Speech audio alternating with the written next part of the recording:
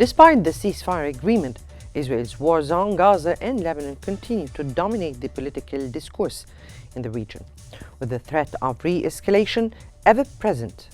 Even though a fragile ceasefire in Gaza and Lebanon is taking hold, the Israeli occupation forces remain entrenched in southern Lebanon and sieging Gaza, raising concerns about reigniting the wars.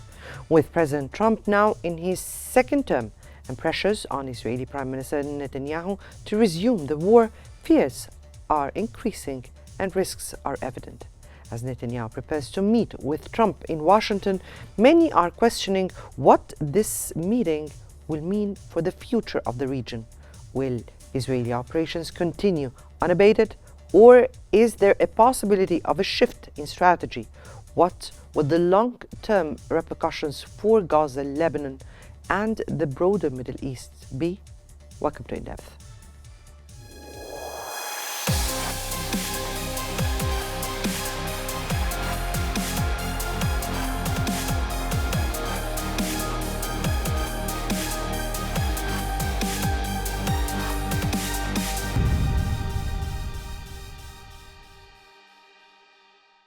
A ceasefire in Gaza and Lebanon are currently in place.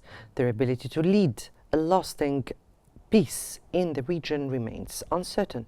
The New York Times reported that while these ceasefires are likely to hold for the time being, they are being pushed to their limits, with all sides aiming to avoid full-scale conflict for at least a few weeks. Israel needs to sustain the current ceasefire in Gaza long enough to secure the release of the remaining detainees, the newspaper added. Israeli leaders also seem eager to appease U.S. President Donald Trump, who campaigned on a promise to keep peace in the Middle East. As for Lebanon, the White House announced that the truce there would be extended until February 18th.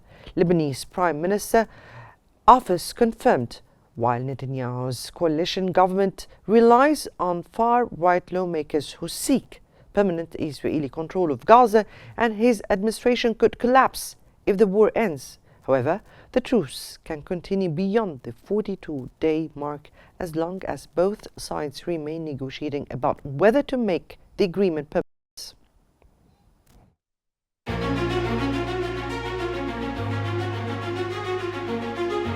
Streets are buzzing again as people cautiously try to get back to their normal life, aware that life could turn upside down in an instant, just as it has before. This reality marks life after the Gaza ceasefire, which took effect a day before Donald Trump's inauguration. Yet the future of ceasefire looms large, with Israeli Prime Minister Benjamin Netanyahu facing mounting pressure from his far-right coalition to resume war and achieve Israel's strategic goals. Meanwhile, in Lebanon, a ceasefire set to expire this month has been extended to mid-February, despite Israel's failure to meet a troop withdrawal deadline. But peace remains elusive. Israeli forces continue to violate the agreement, with reports of civilian casualties in the south. Lebanon's health ministry recently accused Israeli troops of firing on citizens who are trying to return to their villages that are still under Israeli occupation. Lebanese President Joseph Aoun, a former army chief, has urged calm, asking residents to trust the Lebanese army to ensure their safe return. The ceasefire extension grants Israel 3.5 more weeks to withdraw, finalizes its border deployment. While the region breathes a temporary sigh of relief, the question remains: what happens when the ceasefire ends? Will Gaza and Lebanon plunge back into chaos, or can this fragile peace pave the way for something lasting?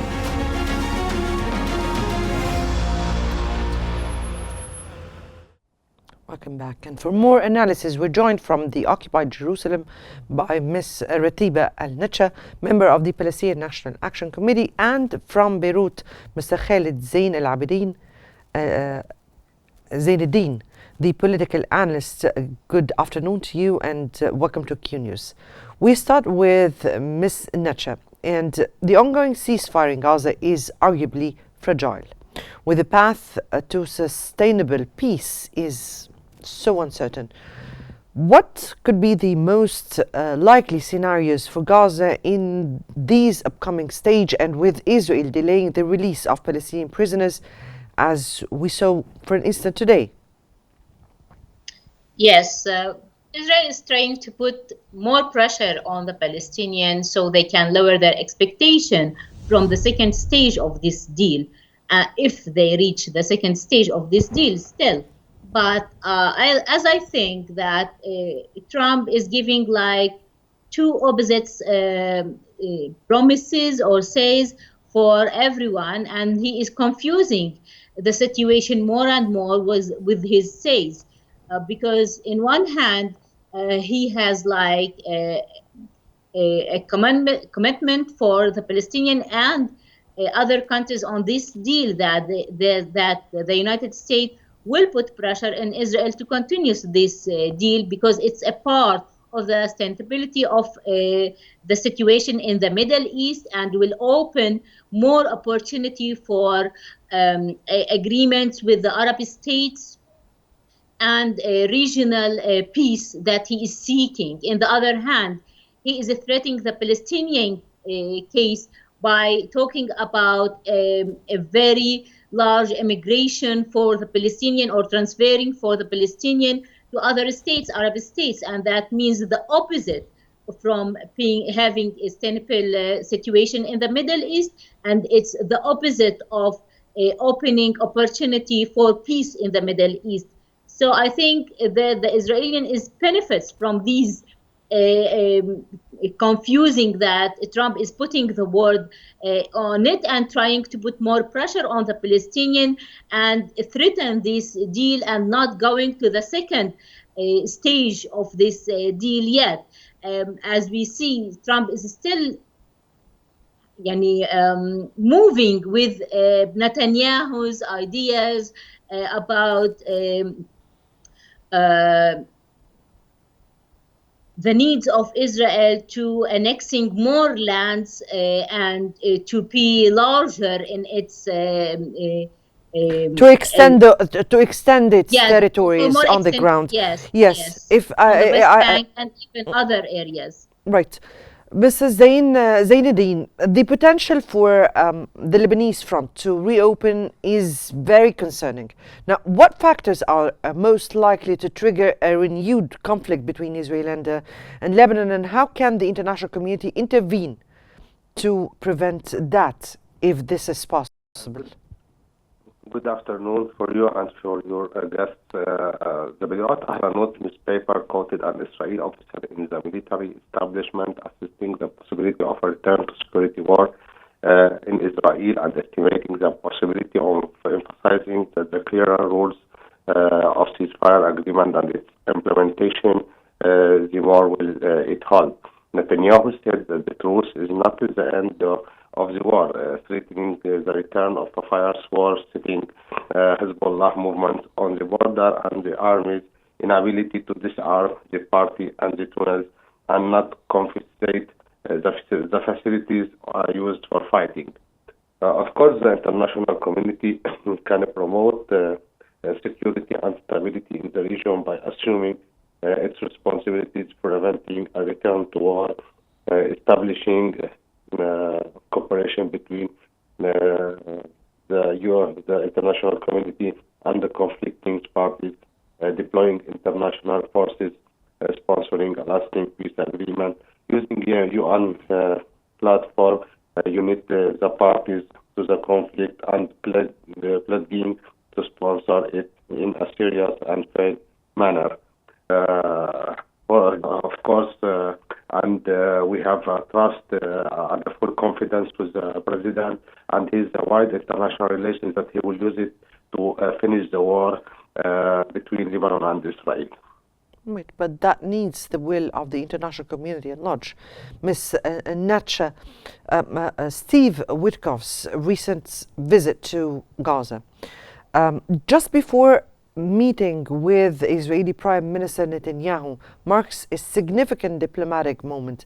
Now, what impact do you think this visit will have on the fragile ceasefire agreement? And do you think there will be any kind of outcome? I think that the message that he sent it after visiting Gaza to Trump is that they must start negotiating on the second stage of this deal very soon and not waiting till the end of the first stage.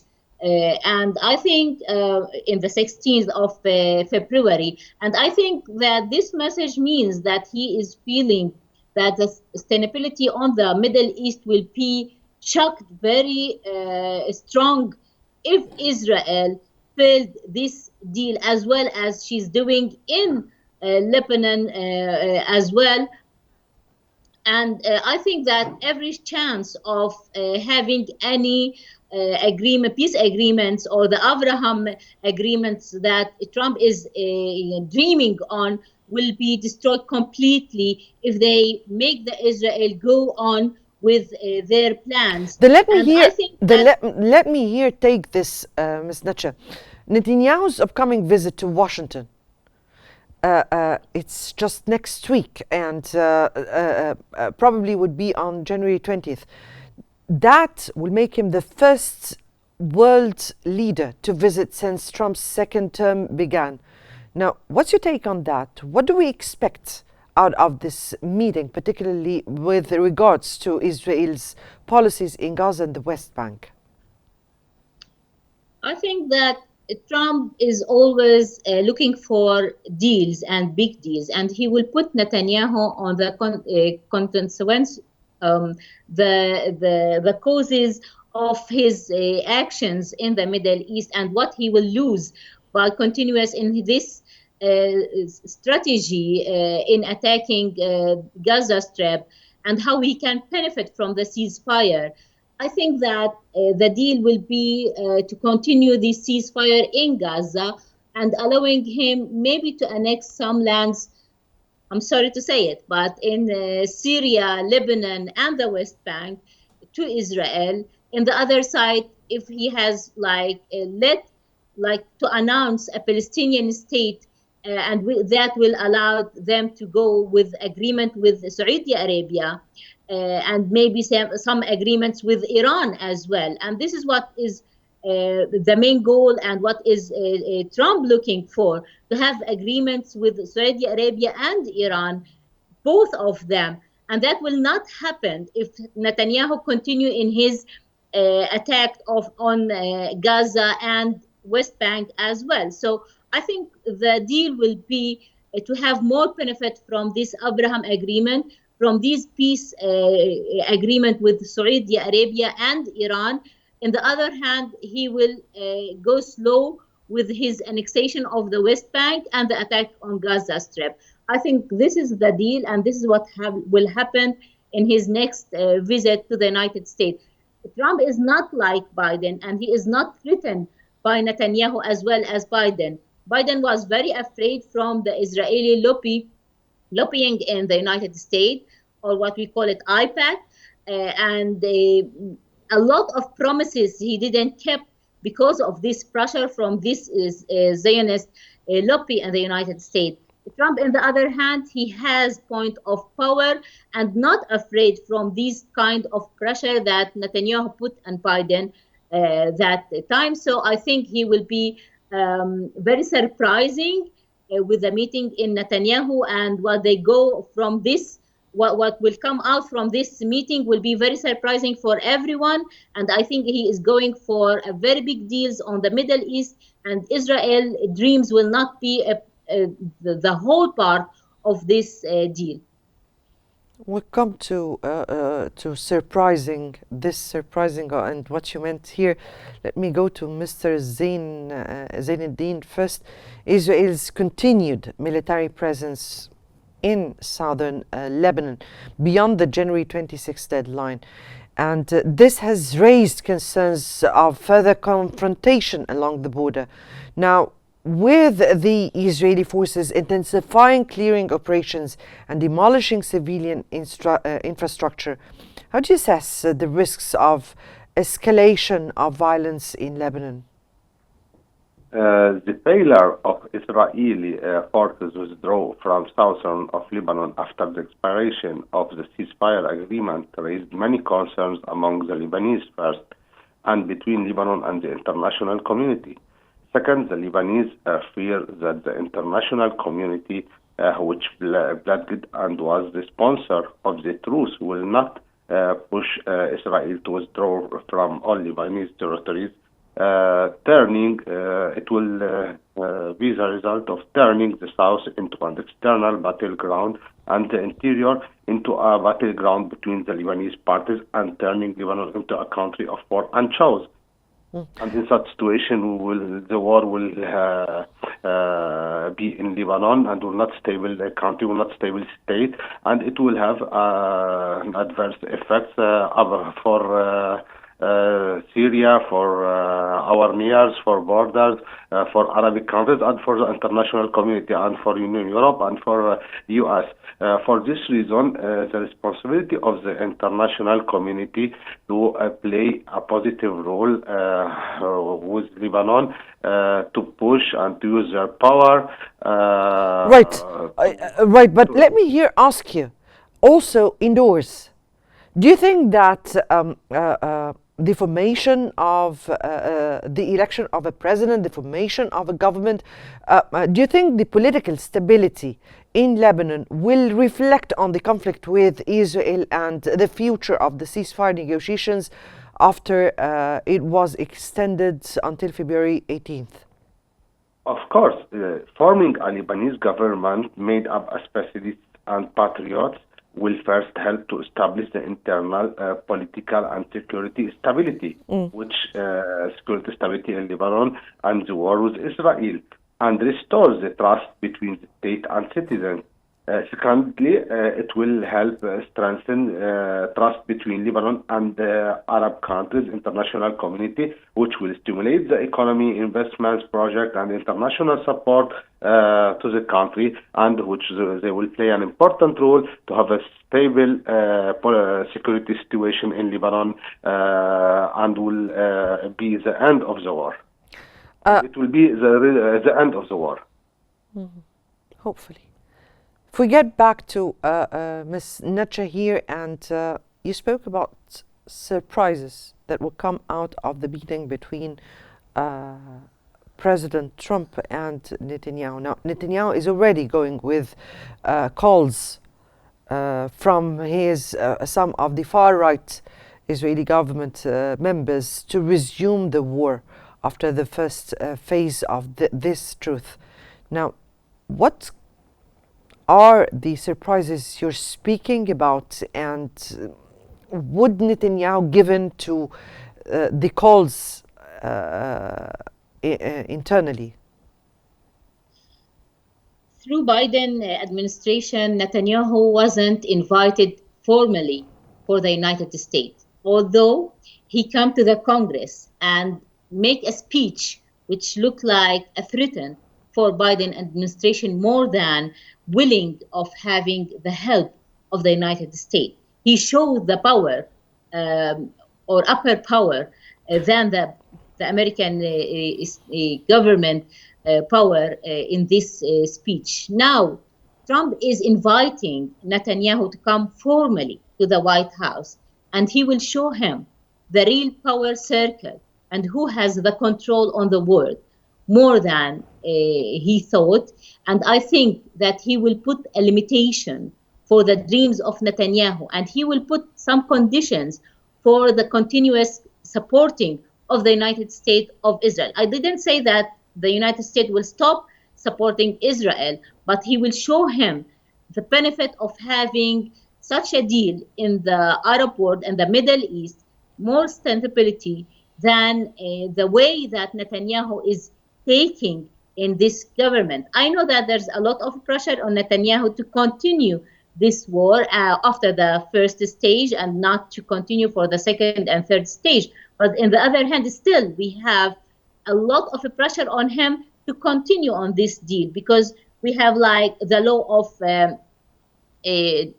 religion people to be in the Israel army as well. It's a pressure for him to stop this war, because they are not going to be a part of these wars anymore, because the army is really very exhausted in the Israeli side, and he need someone to get him down from up the top of the tree. And I think that Trump, by this formal visit, will put Netanyahu under the UN, the U.S. control, and put limitation for his dreams and for these actions that he is taking. Mr. Zainuddin, from your point of view, or how do you assess the Lebanese internal situation at this very particular stage, and how does this reflect on the ability to respond to Israeli provocations along its border? Could you repeat the question? I didn't hear you, please. Again, how do you assess the internal situation inside Lebanon, and will that reflect on its ability to respond to the Israeli provocations along its borders? I told you before, the failure of Israel forces withdraw from Lebanon after expiration of ceasefire made a big problem between the internal community in Lebanon, between the political parties, between Hezbollah and the opposition, and from second side raised the fear of Lebanese community and government that the United Nations international community will not play a real role that will let Israel leave Lebanon after the expiration of the ceasefire agreement. But here, I would like, I heard your guest, she was speaking about Netanyahu, that he didn't invite him, Biden, to the White House. But we cannot forget that Biden, he supported, and the administration of Biden supported Netanyahu during his war on Gaza, and only did things and everything. And we have to remember that Israel and US share many interests and military, geopolitically, economically, and technological ties. And Israel's security is integral to that of the US security. We saw unlimited support in the war, but today with Trump, the approach doesn't change, but the management and the method change. And Trump is a man of economy, investment, and let me here again ask you, Mr. Izzeddin, will the situation inside Lebanon and the formation of a new government and the election of a president and the good, healthy scene we're seeing in Lebanon reflect on its ability to respond to Israelis' provocations? Nothing will be changed. I answered for you. Nothing will be changed before forming a Lebanese real government with specialists and patriots. After we will have a government with a new prime minister, we can use it. All right. Let me here go to Ms. Nitcha, and definitely a war on Gaza. And with the war on Gaza reflecting on the wider region, how do you assess the likelihood of a regional flare-up? Still, the Palestinian case is the major case in the Middle East, and without solving this case finally, we will not have like a stable situation in the Middle East. Trying to transfer Palestinian to Egypt or to Jordan or to other countries in the region will higher the risk of entering in new wars, as well as we see, Gaza wasn't with its lone in this war. We saw the support of not just the Arab region and the countries in the region supporting this situation in the Palestinian stage, but more and more European countries make a coalition for two-state solution and more resolution from the UN was taken for the Palestinian case, I think that we have like a global change because of the Israeli attack on Gaza and the examination of the whole system of the UN and the international laws and the international community agreements, and all of these things was under examination because of this cause and this attack on Gaza Strip. So I think that this war on Gaza didn't just affect the region or the Middle East, but Ms. Nitsha, because we're running out of time. We're running out of time. Do you think the continuation of a war on Gaza would flare up the situation in the region? Yes. Right. Yes, that was Ms. Ratiba Al-Nacha, member of the Palestinian National Action Committee, and Mr. Khalid Zain Eddin, the political analyst. We thank you so much for your insights. And I guess that brings us to the end of our episode of In Depth. Many thanks for watching, and stay tuned for more updates on Qnews.